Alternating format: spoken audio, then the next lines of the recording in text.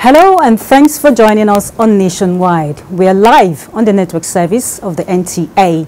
I'm Hawa Salihu Adama. The Federal Executive Council is our starting point today, from where we have a report that the weekly meeting of the Council has been rescheduled. A tweet from the President confirmed that the meeting will now hold on Thursday, the 26th of this month. The 2018 Appropriation Bill, now being finalized for presentation to the National Assembly, will dominate discussions. Senate at Wednesday's plenary has resolved that the appropriate agencies charged with payment of tuition fees and stipends of Nigerian scholarship students abroad appear before the Senate President. National Assembly correspondent Dennis Adegunoye reports that this followed a motion under matters of urgent public importance moved by the Chief Whip of the Senate, Olushola Adeyeye, on the plight of Nigerian students on foreign countries. The stipends on which these students will live for food, for transportation, for housing, have not been paid for many months. This has become most embarrassing to our republic. Between now and next week, before you meet with the President of the Senate, take some steps to alleviate the sufferings of these very wonderful, young, bright Nigerians. The Nigerian amnesty program should, with immediate effect with the President, ensure that that Nigerian who salvaged the country from embarrassment is refunded with immediate effect. The situation is very pathetic and it's very serious, and we must tackle it head on. I promise you that next week we will meet with the agencies and find a way to put in this issue to an end, to restore the image and provide a future for the brightest crop of students. I thank you, Professor, for bringing this up. The lawmakers also considered the interim report of the Senate Ad Hoc Committee on alleged misuse and under-remittance in collection, remittance and expenditure by revenue-generating agencies. And still staying with the National Assembly, the House of Representatives has passed for second reading a bill for an act to establish the Regional Center for Oral Health Research and Training Initiatives in Nigeria. Representatives Stephanus Gyang is the sponsor of that bill. He spoke to Ignatius Nko on the objective of the bill. In 1998, the federal government of Nigeria, in collaboration with the World Health Organization, established the Center for Oral Hygiene and Research Center Initiative in Nigeria. 19 years after, that center is yet to receive legal backing, and that is why members of the House of Representatives, today's plenary, are now considering a bill that seeks to give that center a legal footing. Well, this is to ensure that Nigeria does not stand the risk of losing the rights of that center to another African country. The sponsor of that bill is Representative Stephanus Gyang from Plateau State. He's here to tell us more on the objectives of that bill. Thank you for joining us. Thank you, Nigerians. As you've heard, this bill is so important to the nation because it has to do with the Center for Oral Health Research and Training, which was established as a result of the collaborative efforts of the government of the Federal Republic of Nigeria and the World Health Organization. This is the only center in Africa. It's one out of 6 others that are globally. Each of the continents has a center, and the one covering the African continent is this center that I'm talking about, covering 51 nation states of Africa.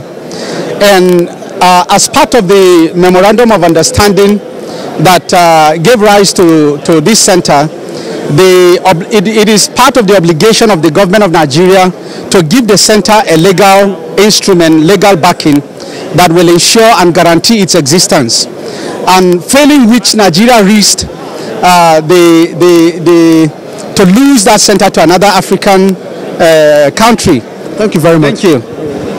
Well, at the moment, the House of Representatives has also received the report of its committee on petroleum upstream on the need to investigate the abandonment of a multi-billion naira Kaduna Petroleum College. Well, this is what we have for you at this moment. Subsequently, we'll bring to you an update of what has transpired on the floor of the House of Representatives at Wednesday's plenary. Thanks, Ignatius. To other matters now. Nigeria and Turkey will strengthen cooperation between the security agencies of both countries to counter terrorism. This is part of the fallout of President Muhammadu Buhari's recent visit to Turkey, discussed by guests on NTA's program, Good Morning Nigeria. Victor Azu reports. Nigeria and Turkey belong to the group of 8 developing nations, D8, and have enjoyed a good bilateral relations over the years. It is therefore not surprising that besides the just concluded D8 meeting in Turkey, President Muhammadu Buhari took out time to hold talks with President Recep Erdogan. Guests on Good Morning Nigeria agree that the meeting was apt and one that should benefit Nigeria. So this visit made it possible for our officials in Interior and Customs to sit down and agree that, okay, let's have a cooperation agreement, which hopefully would be signed within a week or two, since we brought it from here, satisfied that we got a good deal, but our Attorney General will have to pen it. The President was spot on when he talked about speaking with one voice. If you go to the United Nations and you speak on different subject matters, it will not resonate with other countries. But if African leaders come together to take a firm decision, it becomes the position of Africa. The Turkish side is ready to allow even joint training by our 2 customs. They are ready to transfer technologies that are being used here by the customs. They are ready to share other hardware that they have. President of the National Association of Nigerian Traders, Ken Okoha, however, points out areas to focus on as the 2 countries hold further discussions. Such agreements, such unions must recognize technology transfer, transfer of skills, transfer of knowledge to our people. This is President Muhammadu Buhari's first visit to Turkey since assuming office in 2015. In Abuja, Victor Azu, NTA News. With Nigeria's food market estimated to hit over 1 million naira in the next few years, processing and marketing are expected to create more job opportunities and alleviate poverty amongst rural farmers. To this end, the Nigerian Institute for Food, Science and Technology has appealed for a policy that will drive the food value chain to meet the economic growth in the country. Musa Baba Ali reports. Rejuvenating the Nigerian economy through promotion of food value chain is the focus of the annual conference organized by the Nigerian Institute of Food Science and Technology.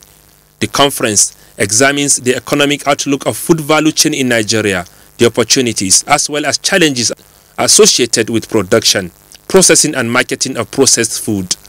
We should be able to have a roadmap, an action plan for establishing the clear role that this value chain will play in not only rejuvenating the economy but in growing the economy. If we should depoliticize intervention in agriculture and pay equal attention to the downstream activities where we are talking about value addition, then we are doing the right thing.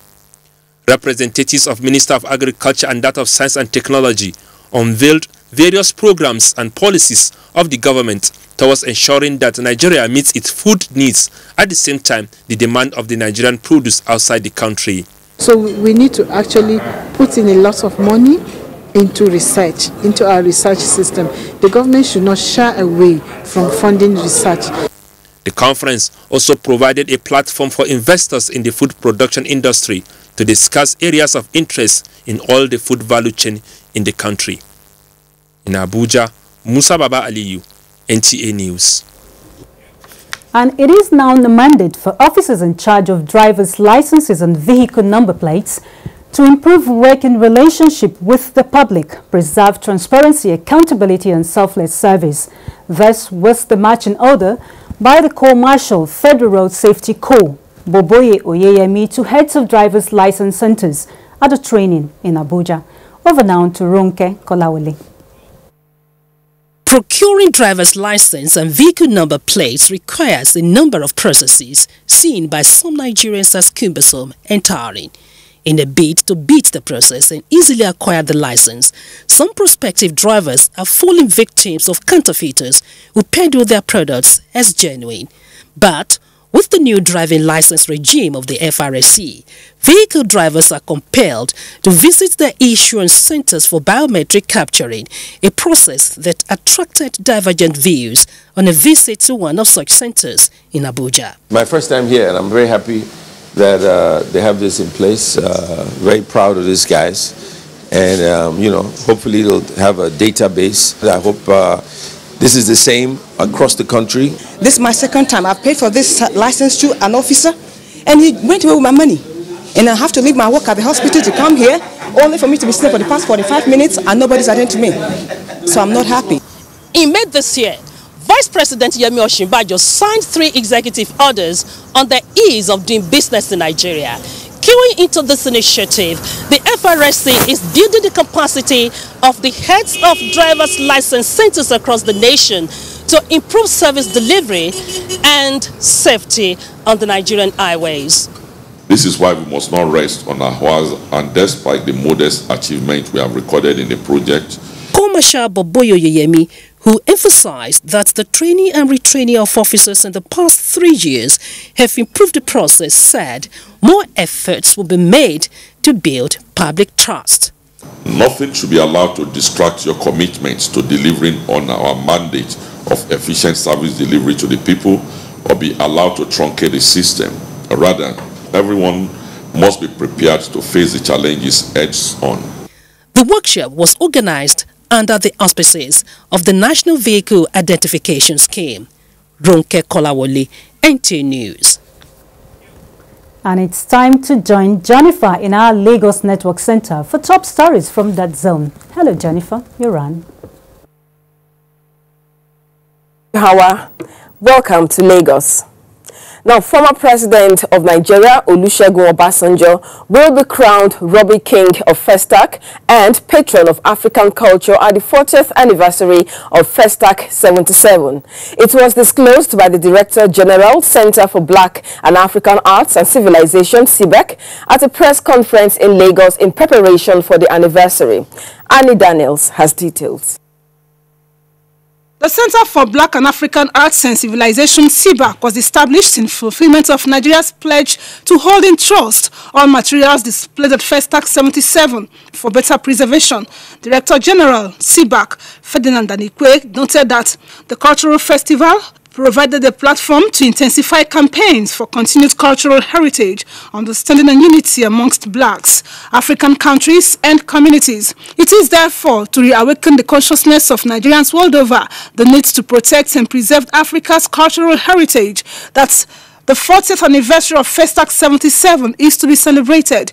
We can also gain a lot of employment by properly organizing and articulating our positions in creative industry generally and creative economy. The event, billed to commence on the 6th of November 2017, will have over 60 countries in attendance.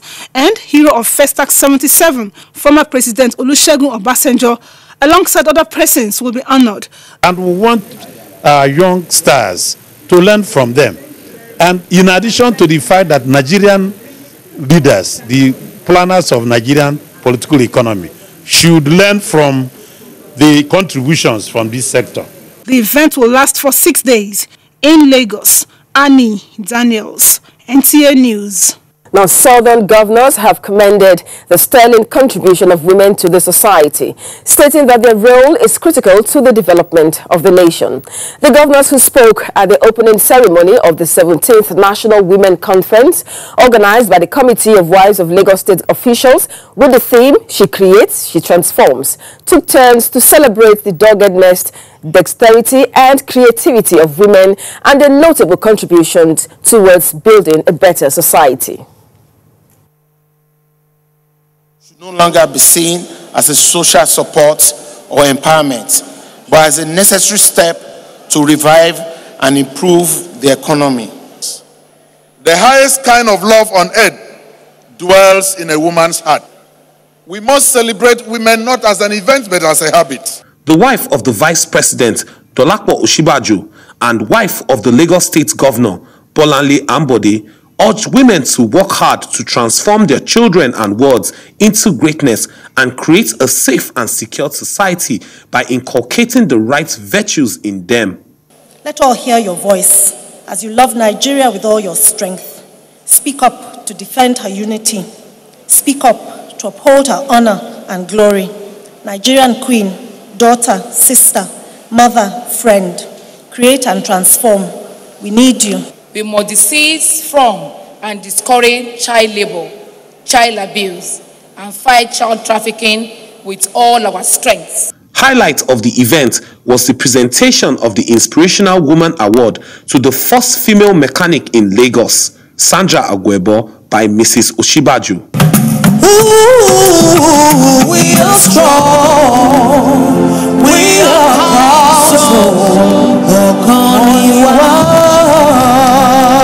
in Lagos, Nusa Osula, NTA News. Now, a secured and safe environment for Nigerian youth to thrive is dependent on access to quality education in settlements and slums across the country.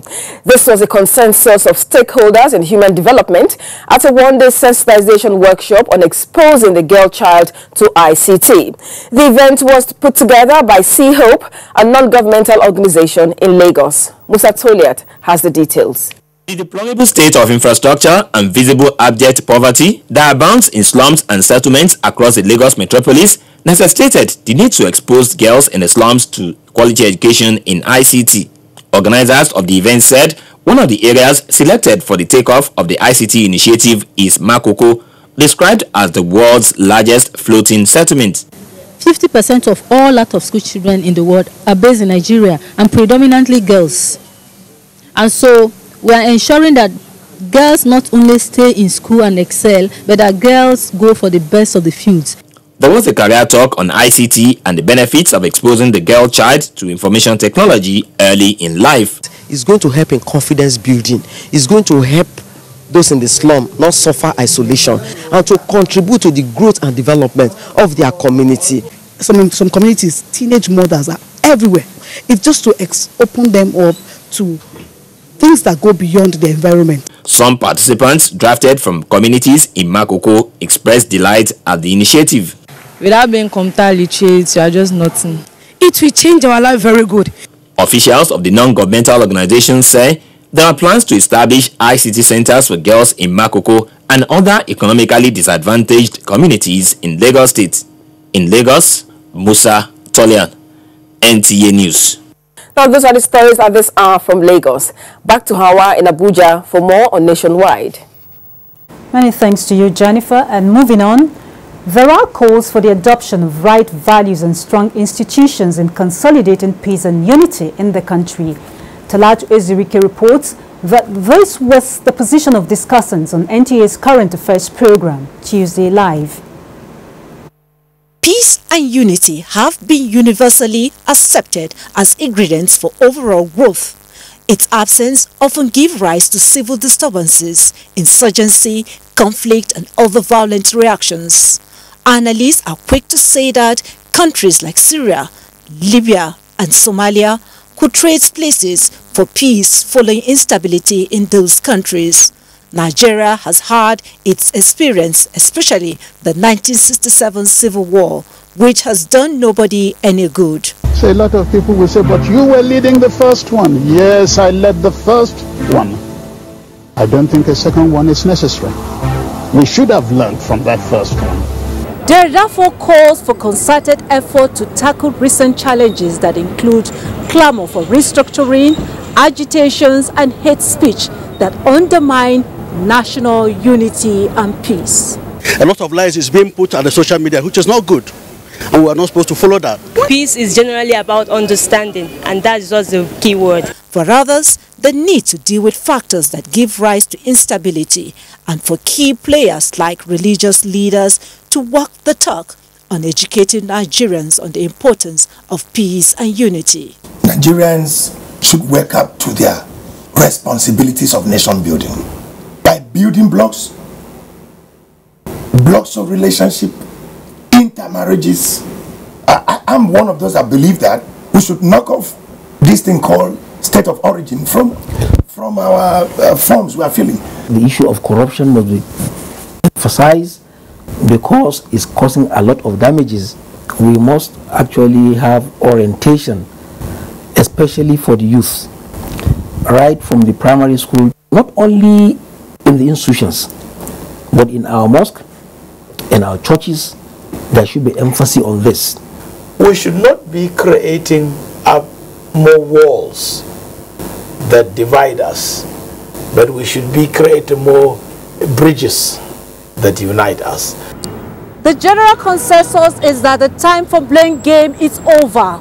Nigerians must all unite and pursue progressive action in building a better Nigeria. Talatu Ezerike, NTA News. Very well, Talatu. Thank you. Moving on now, time to take some messages. Nationwide will be back shortly. Do stay with us. Hate speech is not a joke. It incites genocide and crimes against humanity. Most of Africa's civil wars are caused by hate speech from one tribe against another. We don't want it here. The Nigerian government stands firm against hate speech. Under no conditions whatsoever should we tolerate or excuse or justify hate speech or hateful conduct of any kind, especially where such is illegal. There's no doubt that the resurgent push for separatism, as well as the rising cases of ethnic and religious disharmony, are all traceable to the growing phenomenon of hate speech. One nation bound in freedom, peace and unity. Nigeria, one nation, one people. This is a public service announcement brought to you by NTA. Now, you can hold that dream occasion without stress. Horizon Caterers will provide answers to all your catering questions. Exquisite hall designs, mouth-watering and nourishing local and continental cuisine, suitable for all types of ceremonies, including weddings, AGMs, business luncheon, cocktails. Name it, we can bring it. Our chefs and executive waiters give your guests that unforgettable experience in service. Our service covers all states of the Federation. Call us today to book your occasions. 0805-502-9637, 0803-450-9726, 0909-9708-111.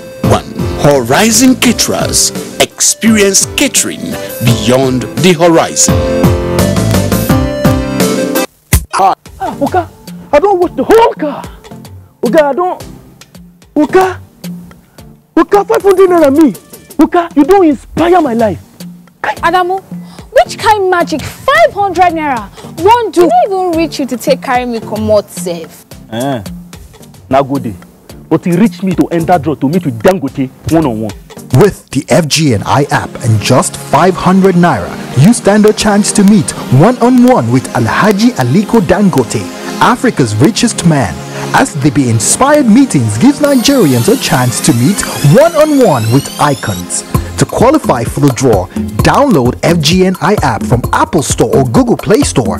Go to the Be Inspired section and follow the instructions. Cost of travel and accommodation of all winners within Nigeria will be borne by the organizers.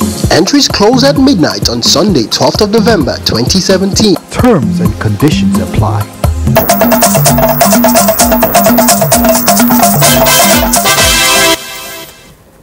Thanks for rejoining us. It's Nationwide on the network service of the NTA.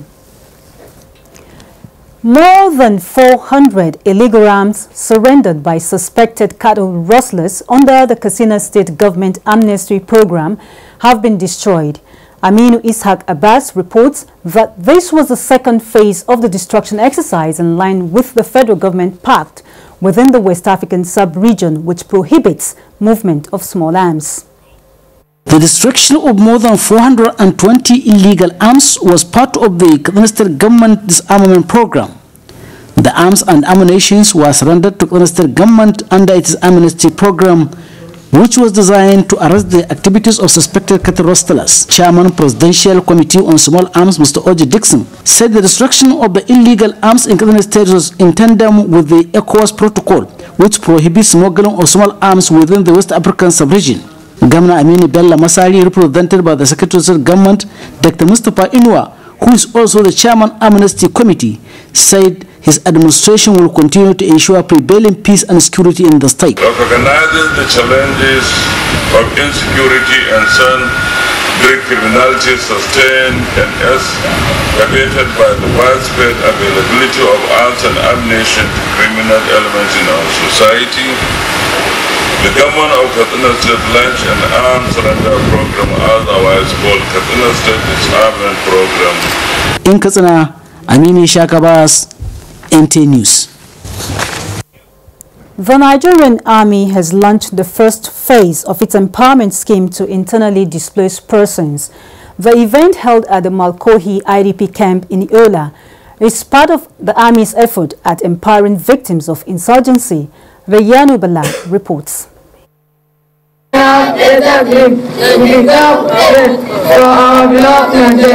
These are school children affected by the insurgency but determined to pursue their educational goals despite being at the internally displaced persons camp.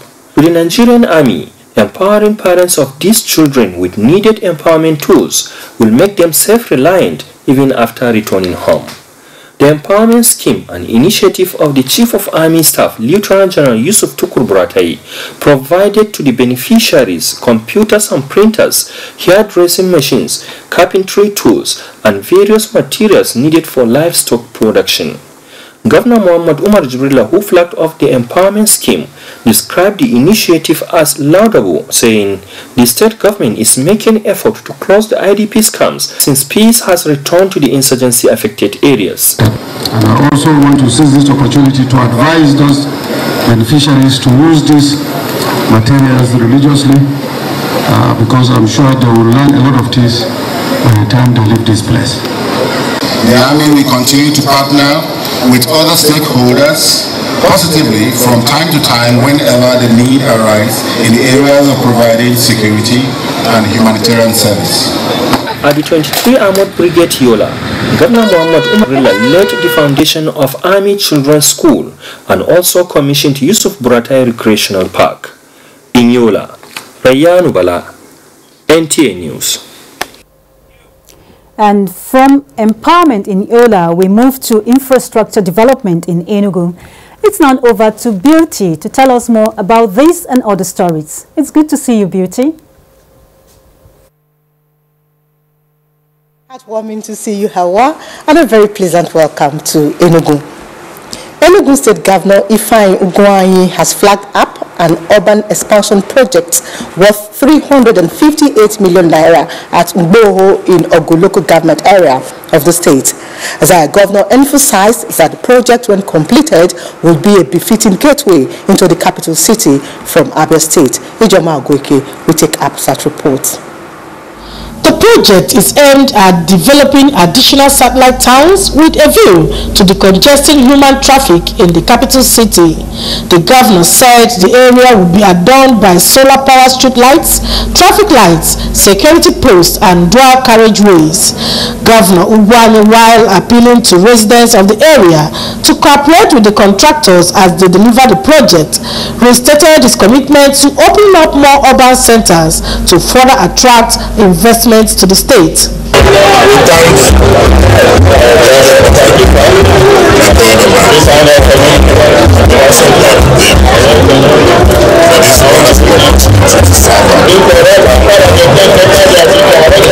Speaking on behalf of the community members, the President General of Mbo Town Union, Mr. Tony Udinga, appreciated the governor for steps taken to open up the area, adding that the project will not only serve Mbo community but the entire Ogu and Aniri local government area. The area we want you to help us is one, and the area of provision of water. That's an important thing that the community needs. State Commissioner for Works Greg Nlaji said the ministry will ensure that the project is delivered in record time.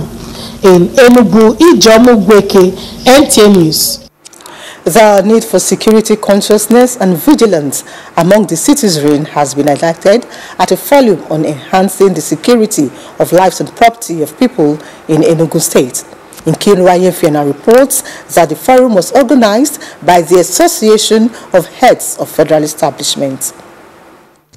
The stakeholders forum was geared towards promoting security consciousness amongst the citizens and providing an enduring security roadmap for the people.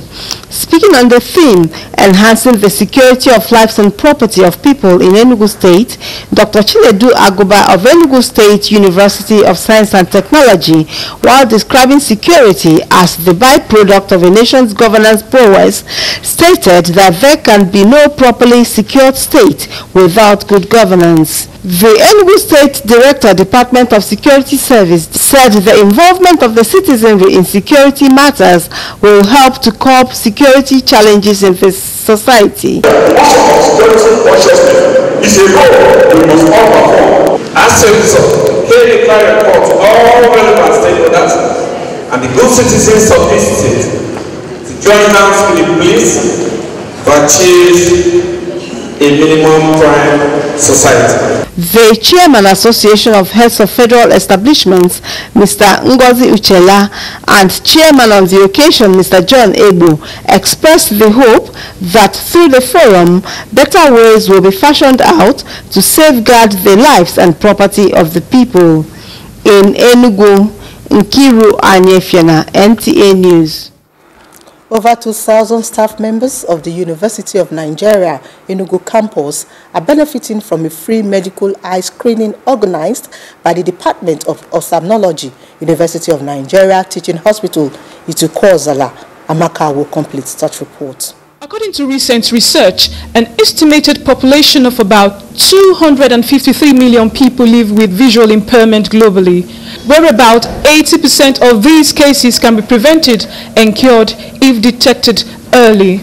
This has made it imperative for a team of doctors from the Department of Ophthalmology, University of Nigeria Teaching Hospital Itukozala, to embark on the free eye screening exercise within the university community as a way of giving back to society. The chronic simple type of glaucoma can make you go blind gradually over time without you knowing initially. And you may not know unless you actually go for a proper eye test. The head of the Department of Ophthalmology, University of Nigeria Teaching Hospital Itukozala, noted the need for people to go for regular eye checks and avoid habits capable of endangering their eyes, adding that people should avoid using unprescribed reading glasses and consume foods rich in vitamin A. Many people are not aware that they have visual defects. But when we have such outreach programs and screen their eyes, we detect that some of them have serious eye problems that need attention. The two-day eye screening exercise involved proper examination of the eyes, prescription and dispensing of free drugs and reading glasses. In Enugu, Amaka Owo, NTA News. And as our wrap, Aisha, he's back to you in Abuja. Many thanks, Beauty. Hawa actually here. Moving on now, Governor Samuel Otom has re-emphasized that the anti-open grazing law is meant to create ranches and ensure that herdsmen and farmers live in peace while gainfully pursuing their means of livelihood. The governor said this when he met with the national leadership of the Meiti Allah Cattle Breeders Association of Nigeria at the Government House, Makurdi. Ben Hanya reports. Since the promulgation of the anti-open grazing law in Benue State, there has been apprehension from various quarters about its implementation, leading to public debates and even litigations. As a result of this, the state government has embarked on public enlightenment to douse some of the tension. The meeting between the state government and national leadership of Meiti Allah Cattle Breeders Association of Nigeria, Mipcom, is one of such efforts. We are all human beings, and we know the challenges that the herdsmen will face in the course of implementing this law. It will be given a human face. National President, Meiti Allah Cattle Breeders Association of Nigeria, Muhammad Kilowa, whose message was interpreted, called for more time in order to sensitize members of the association before its implementation. I had been crying all along because we did not know that the intention of the governor is very good towards the implementation, towards the enactment of this law. Now that we are here, we have seen and understood that the governor's intention is very good on this issue. President General of Mzo Tiv, Chief Edward Ujege, who spoke for the main socio-cultural groups in the state, and Special Advisor to the Governor on Local Government and Chieftaincy Affairs, Titus Zam, called on the Governor to implement the law, which they described as the people's law in the interest of all. From Government House, Makurdi, Bem Hanya, NTA News. And the management of the National Inland Waterways Authority, NIWA, has stipulated cardinal guidelines to ensure sustainable safety on waterways in the country. This was during a safety awareness campaign carried out in Makurdi, the Benue state capital. Charles Abba has details. The National Waterway Safety Awareness Campaign is coming on the heels of recurrence of boat mishaps or accidents in various parts of the country, resulting in loss of lives and property. If you recall that in 2011, there was a boat mishap here in the river Benue where 5 persons lost their lives. It is to forestall such sorrowful incidents that the National Inland Waterways Authority has come up with this campaign of safety on the waterways. Managing Director of National Inland Waterways Authority, NIWA, represented by the General Manager, Corporate Affairs, Tayo Fadile, who lamented the spate of accidents on the nation's waterways, affirmed that the incidents can be reduced to the barest minimum if users comply strictly with safety regulations and guidelines. People will start to obey, I think, the basic rules. Wear a life jacket. Fine. It's in your own interest. Then don't overload your boat. If your boat is designed to carry 12 people, don't put 22 people in it. You are looking for trouble. The campaign featured the demonstration of how to use the life jacket and distribution of the jackets to boat operators. The safety campaign program is to be heard in all states that are prone to boat mishaps. In Makurdi, Charles Abba, NTA News.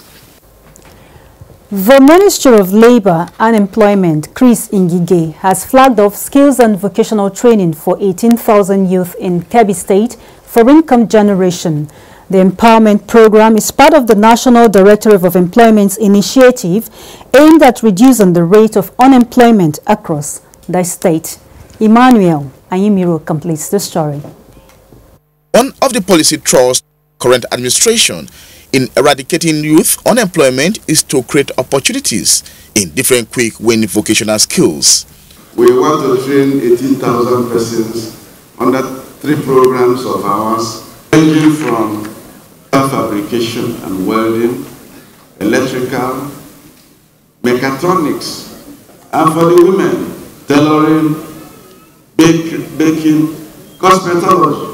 To our respect and regard for our able President, President Muhammadu Buhari, Kebbi is a good choice to launch this program. NDE is also providing sustainable agricultural development training scheme and other initiatives to IDPs in the northeastern region. We're training 2,500 IDPs in Adamawa State. In Yobe State, we're training another 1,500. In Yobe State, we're training another 3,100. And in Borno State, we're training 4,000. Similarly, a furniture training for unemployed youth in Sokoto State has been flagged off. And here we are in Sokoto to kickstart the same training for 400 persons who will major in furniture making. The trainees are to be provided with starter packs after the completion of their skills acquisition programs. Emmanuel Ayemiro, NTA News. And a report just in says, in the wake of emerging trends in the investigation and prosecution of economic and financial crimes, Vice President Yemi Osinbajo has challenged the Economic and Financial Crimes Commission, EFCC, to always carry out thorough investigation before approaching the court for justice, as obtained in other developed countries. The Vice President threw this challenge while declaring open a 2-day capacity building workshop for justices and judges held at the National Judicial Institute, Abuja. State House correspondent Jide Onifade completes the report.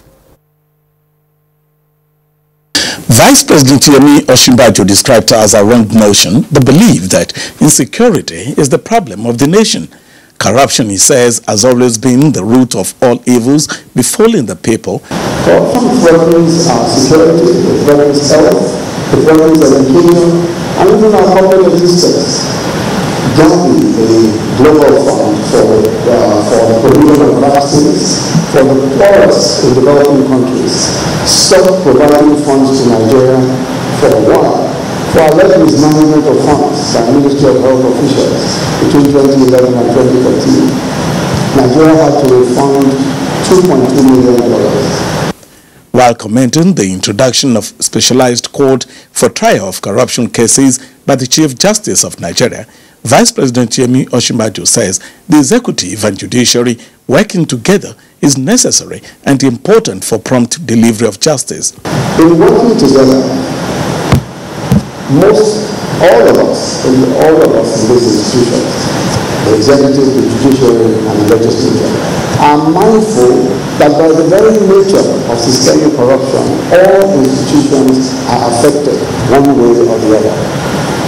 But we must come together, and we are coming together as a patriotic gesture, as a patriotic thing, to rescue our nation from looming disaster. The 2-day event will discuss issues such as asset recovery, seizure and forfeiture, legal and institutional framework for combating money laundering and terrorist financing, among others. The workshop is organized by the Economic and Financial Crimes Commission in collaboration with the National Judicial Institute. The Economic and Financial Crimes Commission, EFCC, as well as other agencies serving the duty of curbing corruption must rise to the occasion in the fight against this menace. Within a very short time, the anti-corruption war has started feeling the positive effect of the reforms instituted under the Chief Justice of Nigeria, Honorable Justice Walter Onogen. Onogen saying the fact that the emerging trends in investigation and prosecution of financial and economic crimes leaves much to be desired, and one sincerely hope that in the next 2 days the participants here will be well equipped for the job. From the National Judicial Institute, Jide Onifade, NTA News. And we take another break now. Nationwide returns shortly. Lagos International Trade Fair is here again with exhibitors from over 16 countries in Africa and beyond. Theme: promoting industrialization for economic recovery and sustainable growth. Date: Friday 3rd to Sunday 12th, November 2017. Venue: Tafawa Balewa Square, Lagos, Nigeria. Time: 7 a.m. to 6 p.m. daily. adequate security is guaranteed, business-to-business meeting, and a bustling national media attention to reach a global audience. For registration, visit www.lagosinternationaltradefair.com. Early birds get reasonable discount offer. For more inquiries, please call 0803-911-5606, or you can send an email to litf@lagoschamber.com. The Lagos Trade Fair is brought to you by the Lagos Chamber of Commerce and Industry.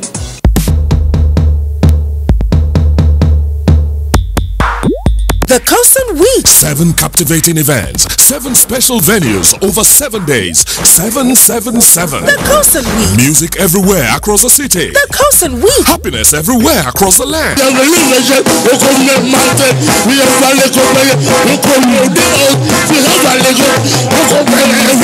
The Coastal Week. October 29 to November 4, 2017. The Coastal Week. Scintillating, spectacular, incredible. The Coastal Week. Don't miss the fun. October 29 to November 4, 2017. Brought to you by Kosan. Let the music pay in association with Tops, the entertainment headquarters.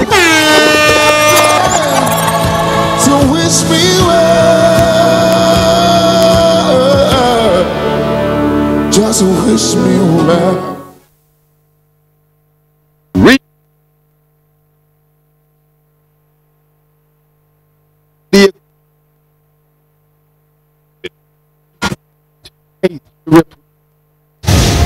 We fight crime. We bust syndicates. Whatever the crime, wherever the hideout, the Nigeria Police Force will get you busted. Stop kidnapping, armed robbery, murder, pipeline vandalism, and other criminal activities. Be productive. Be security conscious. Join the police force to secure your life and property. This message is from the Nigeria Police Force Public Relations Department. It is the biggest gathering of African filmmakers. Wow! African International Movie Summit, AFRIMS 2017. Comes up on the 30th and 31st of October 2017 at Merit House, Maitama, Abuja, Nigeria. The theme is African Cinema, now that digital switchover is here. AFRIMS 2017, galvanizing the African motion picture practitioners. Organized by 6 Media Lane Consult Limited and Nigerian Film Corporation in collaboration with the Federal Ministry of Information and Culture. For partnership, participation, and sponsorship, please call the following numbers: 08036562634, 08188833674, 070525586, 08037058540, or visit www.afrimsummit.com, www.afrimsummit.org, or email us at info@afrimsummit.com. This event is supported by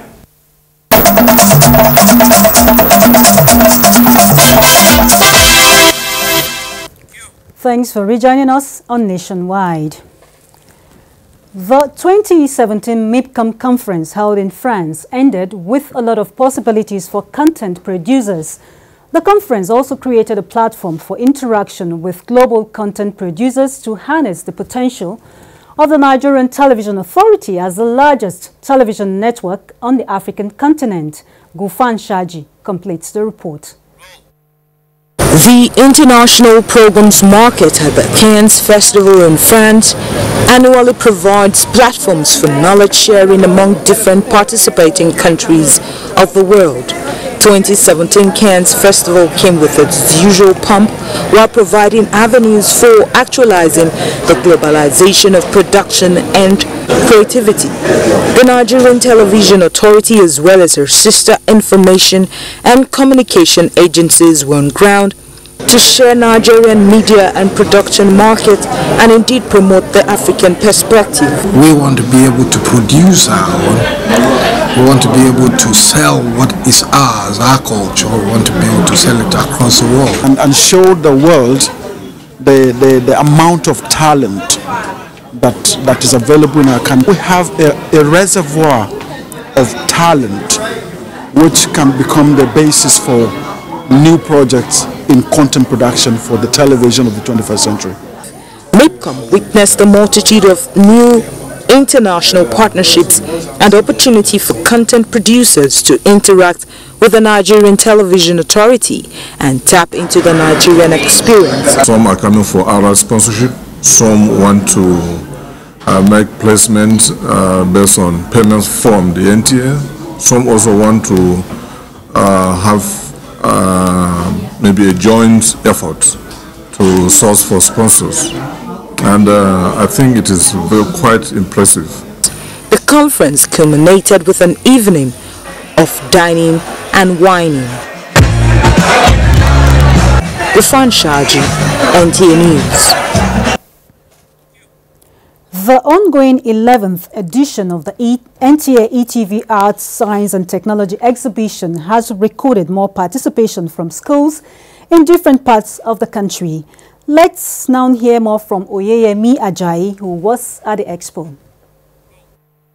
The fourth day of the NTA ETV Children's Exhibition Arts, Science and Exhibition Expo actually started on Sunday, when all these participants here actually came from different parts of the country.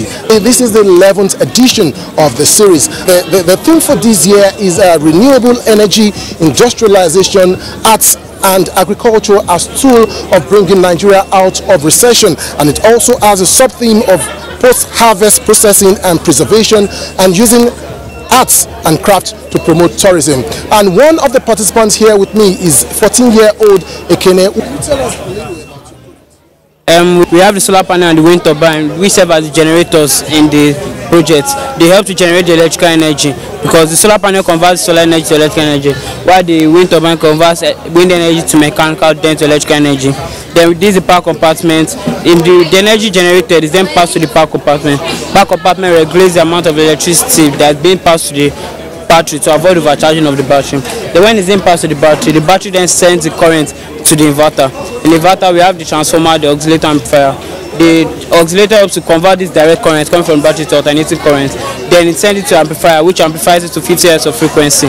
Then moves it to the transformer, which steps it up to 220 volts for the appliances of the house. It can be very effective to Nigerian because it will reduce the cost, which is the money and we spend on electricity bills, because most of the time the money we pay for this electricity, we don't use the total amount of electricity that is being supplied to our homes, but we pay for it.